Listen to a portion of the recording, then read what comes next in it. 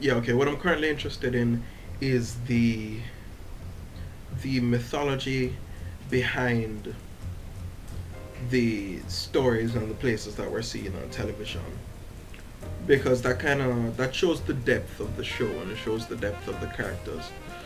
The fact that it has things that are referenced in their own world, in their own canon. Just the idea of notable individuals or notable occurrences or places that are mentioned, but that we're not necessarily going to visit.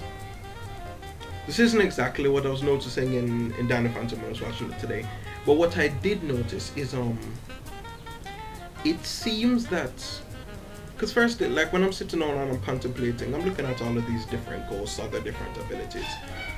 Usually, you'd link a ghost and their abilities afterlife to situations that they went through during life.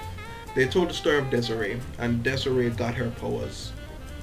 Well, before she died, she was a harem girl, and she was like the harem girl of this one of the harem girls of this sultan, and he promised her all of these magical, he promised her money and jewels and all that stuff beyond your wildest dreams. Apparently, just for being a harem girl. I don't know, because technically, aren't harem girls just like servants slash concubines slash prostitutes? Technically, they are.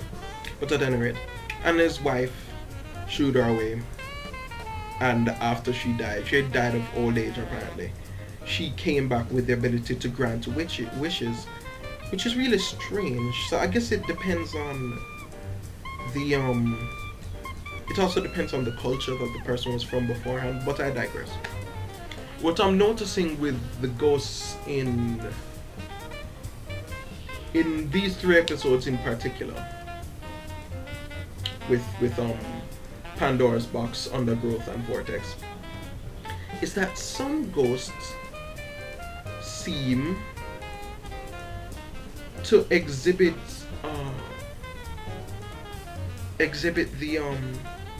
the tendencies of a god or a demigod, like in Greek mythology. And really, it stops and makes me like, where did these ghosts come from in the first place? Is every ghost that is in the ghost zone, every ghost was a human once? Vortex, who could he have possibly been? Undergrowth, who could he have? Vortex was a weatherman, and he detected some kind of meteorological anomaly or something like that, and nobody would believe him, and it ended up taking his life and the life of others, and that's how he came back as a ghost. I'm making up something here. Undergrowth had the same problems that Sam did. He was like a horticulturist or something like that. He did plant thingies. He was a plant scientist, or he grew flowers and stuff like that. And some poachers came in, like he lived in South America. Some poachers came in and burnt down his place searching for stuff. Like maybe Alfred from Batman, from the Dark Knight. Maybe it was Alfred's team who came in and burnt down the forest so they could look for the guy who stole the crown jewels or something like that. It's just that not just their stories before, but when they die and they come to the ghost zone, they become ghosts, they develop these incredible abilities.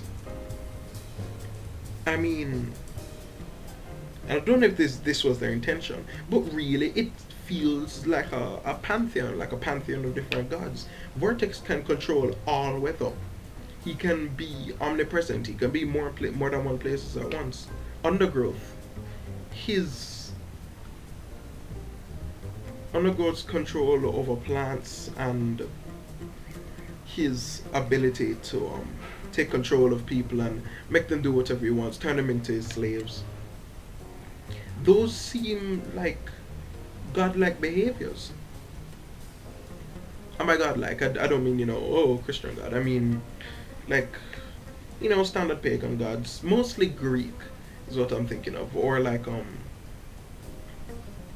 Just the fact that the Greek gods just kind of came about, and then for some reason there is there are gods for very specific human events, like there are human facets. Like there's a god of commerce, or there's a god of, this is kind of what it feels like in Danny Phantom.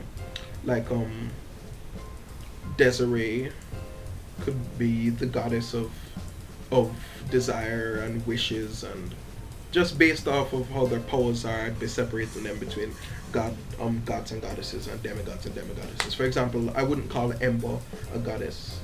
I'll call her a demigoddess. I'm not even sure why. I think it's more related to how modern she is. And at the same time, it's not like she controls all music. She just manipulates her own music. And can control others through that way. Or Youngblood, who is not so bad in terms of the whole child to ghost thing. Maybe he was just a very imaginative child, needed constant stimulation, but was not receiving it from his parents.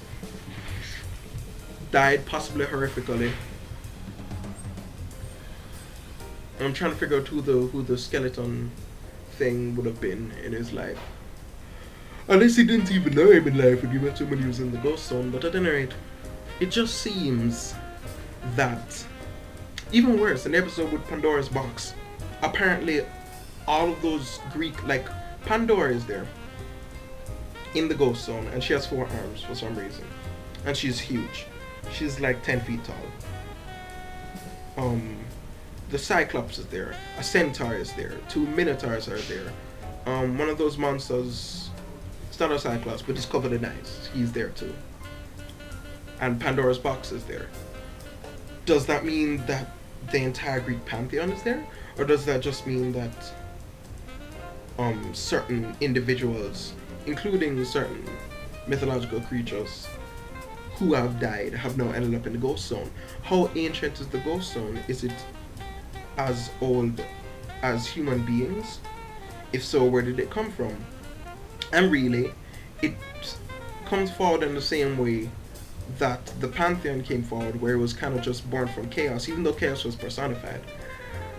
If you were to speculate about where the ghost zone's origins, you know, it feels like a very similar set of occurrences.